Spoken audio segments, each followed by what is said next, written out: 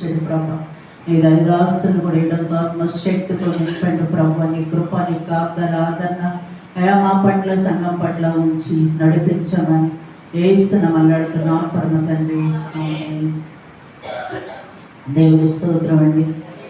దేవుడైతే ఎంతగానో మన పిల్లల్ని మనం కానీ మనకి ఎన్నో ఆశలు ఉంటాయి.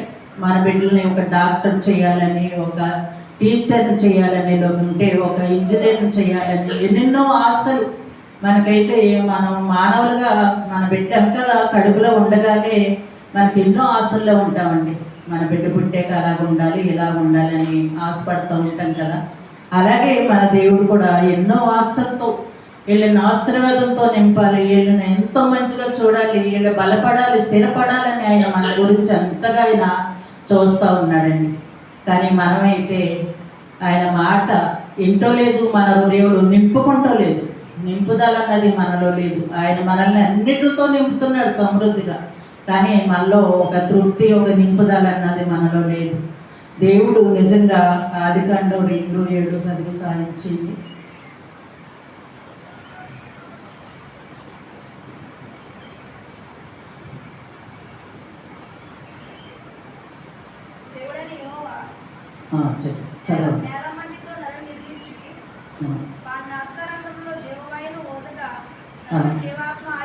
చాలా మనల్ని నిజంగా మనం ఏంటంటే మన శరీరం ఒకరు తెల్లగా ఉండొచ్చు, ఒకరు నల్లగా ఉండొచ్చు, కానీ మన శరీరం అయితే మట్టే.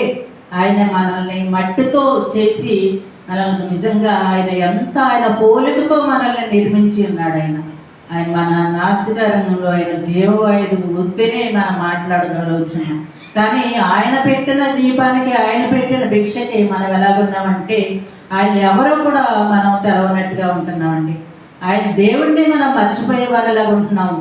మనం నిజంగా మన కుటుంబ విషయాల్లో ఉండొచ్చు, తప్పులేదు, కానీ దేవుణ్ణే మర్చిపోయే వారిలా ఉంటున్నాం. దేవుని సన్నిధికి ఏదో ఒక వారం వస్తున్నాము, ఆ వారంలో ఒక్కరోజే జ్ఞాపకం చేసుకుంటున్నాం. ఈ బైబిల్ కూడా తీసుకొస్తున్నాం, కానీ ఆ వారమే తీసుకొచ్చి మళ్ళీ తీసుకెళ్ళి కిటికీలో పెడతా ఉన్నాం, ఎక్కడో ఒక మూలను పడేస్తూ ఉన్నాం. దేవుడిని కూడా అలాగే పెడుతున్నాం మనం. కానీ మన ఆశల్లో అయితే మనమైతే తిరుగుతూ ఉంటున్నాం. కానీ ఈ లోకం మాటల్లోని మనకు కావలసినవన్నీ కూడా ఇవ్వకుండా దేవుడిని నిందించేవారిలా ఉంటున్నాం. కానీ దేవుడైతే మనకి ఎప్పుడు కూడా ఆయన నిందించినా, ఆయన ప్రార్థన చేసినా చేయకపోయినా కానీ ఆయన చెప్తే ఎప్పుడు ఒకేలాగా ఉన్నాడండి ఆయన.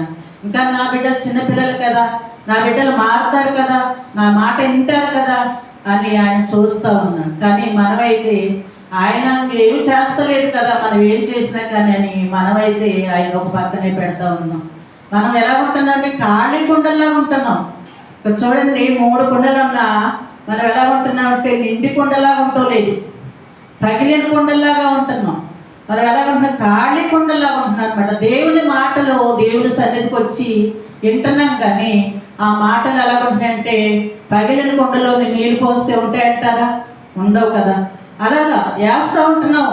ఇప్పుడు ప్రతి ప్రార్థనకు వస్తున్నాం, ఆరాధన చేస్తున్నాం, అన్ని పాటలు పాడుతున్నాం, కానీ మనం ఆదివారం వెళ్ళేది కదా, పాస్టర్ గారు ఏ వాక్యం చెప్పారంటే అది చెప్పలేరు ఎవరు కూడా.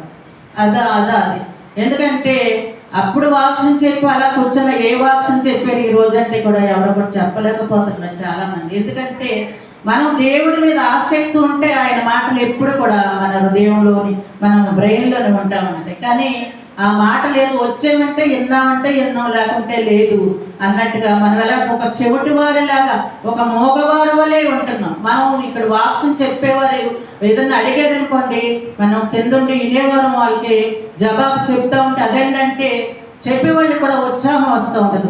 మనం చెప్పిన మాట దేవుని మాట వింటున్నారు అన్న ఒక ఆలోచన అన్నది, ఒక సంతోషం హృదయంలో, మన మాట దేవుని మాట చెప్తుంటే వారి హృదయంలో నాటబడుతుంది అన్న ఆలోచన అన్నది కలుగుతూ ఉంటుంది. మనం ఏది చెప్తా ఉన్నా కానీ అది విన్నా కానీ అడిగినా ఏం సమాధానం చెప్పకపోతే మనసు ఎంతో బాధ అనిపిస్తూ ఉంటుంది. అయ్యో ఇంతగా మనం చెప్తున్నాం కదా, ఆ మాటలు ఎక్కడ పగిలిన కుండలో పోసిన నీళ్ళు వలె కారిపోతున్నాయి కదా అన్నటువంటి ఆలోచన అన్నది కలుగుతూ ఉంటుంది.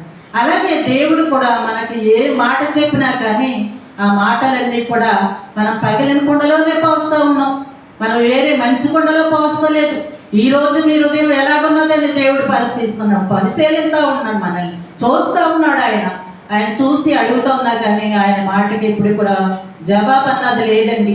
ఆయన చెప్తా ఉన్నాడు, ఆయన కోరుకోవాలి మనల్ని. ఎందుకంటే ఆయన మనల్ని నేల మట్టి నుంచి తీసి ఆయన రూపంగా చేసి మనల్ని అయితే ఆయన చెప్తా ఉన్నాడు, నా బిడ్డలు ఒక ప్రయోజకులుగా అవుతారు. మనం ఎలాగైతే మన బిడ్డల్ని ఒక డాక్టర్, ఇంజనీరు, ఒక ఏదేదో అవ్వాలని అనుకుని ఆలోచిస్తూ ఉన్నాం కదా, అటువంటిది మన బిడ్డ ఎందుకు పని చేయకుండా ఒక మూల నుండి అలా తిరుగుతా లోపల ఉంటే తల్లిదండ్రులకి ఎంతో బాధ అనిపిస్తూ ఉంటుంది. కానీ ఆ బిడ్డే ఒక ప్రయోజకుడు అయ్యి ఒక జాబ్ చేసి కుటుంబాన్ని ఆదరిస్తా ఒక తండ్రికి సహకారిగా ఉన్నాడు అనుకోండి, ఆ బిడ్డను బట్టి తల్లిదండ్రులు కూడా ఎంతో సంతోషిస్తూ ఉంటారు. దేవుడు చేసే కార్యాలు కూడా అలాగేనండి. మనల్ని అలాగే నిర్మించాడు. ఆయన బిడ్డలు కూడా ఆయన పోలిక నిర్మించి నా బిడ్డలు కూడా ఎలాగే ఉంటారు, నేను చెప్పిన మాట వింటారు, నేను ఏది చెప్పినా హృదయంలో భద్రపరుచుకుంటారని ఆయన చెప్తా ఉంటే ఆయన మాట మాత్రం మనం ఇంటో లేదండి.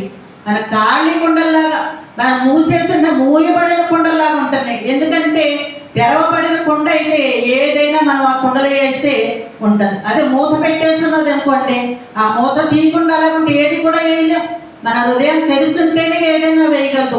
అది వేసినా అది పగిలిన కుండలాగా ఉంటుంది, అది మంచి కుండ కాకుండా ఉంటుంది. ఇంకొక కుండ ఉన్నది అలంకరణ కుండ. ఎందుకంటే లోకంలోని ఈ సన్నిధికి వస్తూ ఉంటారు, కానీ మనం ఎలాగుంటున్నామంటే అలంకరణగా, మనం ఎంతో రంగురంగులుగా ఎన్నో రంగులు పూసిన కొండ చూడండి. పెళ్ళిళ్ళకి అది ఏదో అవురెడీ పెడతా ఉంటారు, లేకుంటే డెకరేషన్కి అయ్యి చాలా రంగులు పూస్తూ ఉంటారు. ఆ కుండలకి ఏంటంటే ఏదో షోలో పెట్టినట్టుగా అలా చూస్తూ ఉంటారు, కానీ ఆ కుండ అనుకుంటుంది నాకెంతో ఇలువగా ఉన్నది, నన్ను ఎంతగానో చూస్తున్నారు, నన్ను ఎంతో పక్కన పెడుతున్నారు, టేబుల్ మీద పెడుతున్నారని నా కుండ ఆలోచిస్తూ ఉంటారు. కానీ దాని జీవితం దేవుని దగ్గర ఇలువ లేదని తెలుసుకుంటూ లేదు. ఎందుకంటే అలంకరణ కూడా ఎలా ఉన్నారంటే ఈ లోకం అనే పాపంలో తిరుగుతూ ఉన్నారు. ఆ పాపాన్ని ఆకర్షించుకుంటున్నారు. నిజంగా వాళ్ళు వచ్చి ఆ పాపాత్మలు వచ్చి వాళ్ళని ఎంతగానో పొగుడుతుంటే వాళ్ళు అనుకుంటున్నారు నన్ను మించిన వాళ్ళు లేరు, నా అందాన్ని మించిన వాళ్ళు లేరని అనుకుంటున్నారే. కానీ అది ఎప్పుడు కూడా దేవునికి ఆ కుండ పనికిరాదని తెలుసుకుంటూ లేదు. పాపం అనే కుండ అది